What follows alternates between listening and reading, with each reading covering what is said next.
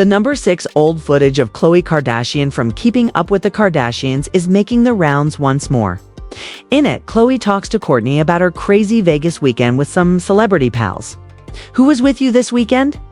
A few of my friends, Diddy, Quincy, Justin Bieber, So Far So Friend later in Montana. Another party detail pops up. However, it doesn't really appear to raise any eyebrows. I got on a plane at 5:30 a.m. This party, I bet half of the people there were butt naked. You would have loved it. What really sticks out, though, is when Khloe abruptly tells her friend Khadijah Hawk to stop talking. Whether she's trying to avoid reliving an embarrassing moment or concealing something more significant. It feels a little awkward now that everything has come to light. Have you met Khloe's new group of friends? Well, kind of. Quit talking. The fifth, as we just witnessed with Ashton Kutcher. Sometimes a celebrity's silence can disclose just as much as their actions when questioned about the parties. Ashton Kutcher's initial reaction is, "I have a lot I can't tell." The more he considers it, the more he comes to the conclusion that almost none of his memories are appropriate to share. For someone who made every effort to avoid talking about Diddy, Kutcher guides the topic away from the parties and instead describes how they became friends and how that resulted in Colm running a marathon. It seems strange that he brings him up again after only a few minutes. Did he share any stories? That was like a strange recollection, man. The fourth number, while speaking on the Howard Stern show a few years ago. Usher talked about a strange period of his life in the 1990s when he lived with Diddy as a teenager. It was called Puff Flavor Camp, and you're going to go to Puff Daddy. He's going to dot. Do you understand what that's like? It's already unsettling when you realize Usher was only 14 when he went to what they call Puff Flavor Camp. He acknowledges that he may not have been able to fully comprehend the rapper's lifestyle at the time.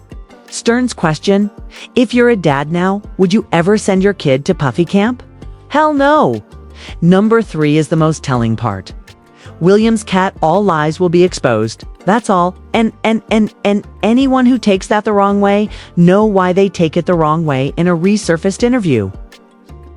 From January 2024 comedian Cat Williams, who's hardly a stranger to controversy himself, talked about how he expects, quote, all these deviants to face consequences this year, and what is one name in particular he calls out all of these big dick deviants is all catching hell. In 2024, it's up for all of them. It don't matter if you Diddy or whoever. As later in the interview, Williams explains how he's turned down huge amounts of money to stay true to himself, which leads to some interesting comments about partying, or more like not partying, with Diddy.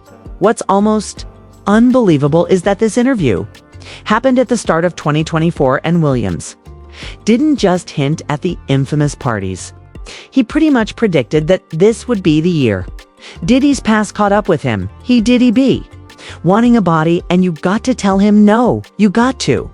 Tell him, no, I did see. I got the receipts for everything I'm telling you. Number 2, through Brandon T. Jackson. Denzel Washington. In an interview, Brandon T. Jackson revealed that actor Denzel Washington had given him some wise counsel. Have you been into these rooms where I leave 30 minutes before the devil gets there? That's all I got to say, okay? There you go.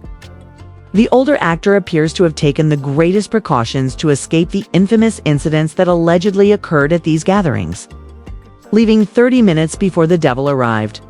Jackson claimed that Denzel would usually depart early, instructing him to leave before the devil gets there. There's a saying, when the devil ignores you, then you know you're doing something wrong. And by the sounds of things, Jackson took his counsel to heart. He also maintained that he had nothing to do with the alleged incidents and even appeared uncomfortable discussing them. When his interviewer pressed for further information, Jackson kept returning to what Washington had said. Have you ever heard someone say, hey, after party, XXX place? And you're like, man? It's always an after party, but you depart half an hour before the devil arrives so we can go on. Make sure to ring the bell and subscribe to our channel to receive updates on our newest videos. If you're on your phone, make sure you go into your settings and turn on notifications.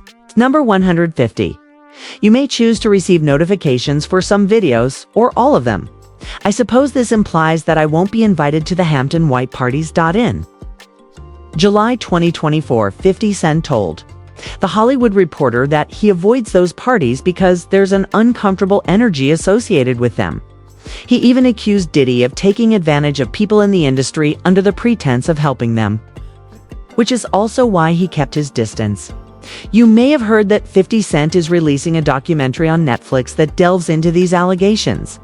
It's been dubbed a story with significant human impact. And yes, did he do it correctly? I think you've been heavy on social media. He did it, and I'm the only one who's been vocal about this long before it actually happened. Have you heard any other celebrities talk about their experiences? Let us know in the comments some ways draining the swamp of Hollywood. Yeah, I don't have a support system. I don't have a support system or a group of artists that I require to do what I'm doing.